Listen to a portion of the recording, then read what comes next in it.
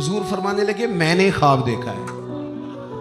یا رسول اللہ صلی اللہ علیہ وسلم کیا؟ فرمایا میں نے خواب دیکھا ہے، میں نے خواب میں دیکھا لوگوں نے قمیضیں پہنی ہوئی ہیں، کسی کی قمیض پیٹ تک ہے، کسی کی پیٹ سے بھی اوپر ہے۔ حضور فرماتے ہیں پھر میں نے خواب میں عمر کو دیکھا،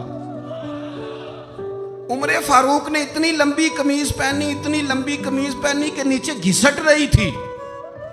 حضور خواب سنا کے چپ کر گئے۔ یا رسول اللہ کرم نوازی کریں، تعبیر بھی تو بتائیں نا۔ تو رسول کریم نے فرمایا اس کی تعبیر دین ہے۔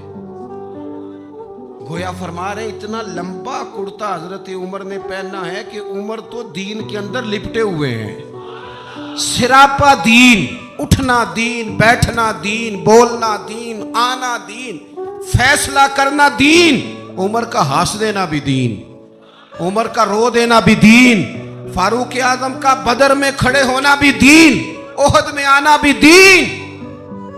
اور عمر تو دنیا سے جا رہے تھے، آخری وقت تھا، زخم لگا ہوا تھا، خون بہ رہا تھا، امت رو رہی تھی۔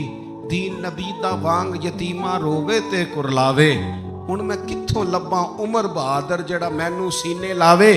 سب لوگ پریشان تھے، پر عمر سراپا دین ہے نا۔ عمر فاروق شدید علیل ہے، خون بہ رہا ہے۔ سامنے سے ایک نوجوان گزرا تو اس کا تامد، اس کا پاجامہ، اس کی شلوار ٹخنوں سے ذرا نیچے تھی۔ تو حضرت عمر کہنے لگے پتر یہ اونچی کر لے، یہ میرے نبی کا طریقہ ہے۔ این اس وقت بھی فاروق اعظم دین کی لے سجنا سا توڑ ہی نہیں بھائی، اسی جان بھی دتی تے راہ تیرے، لے سجنا سا توڑ آخر تک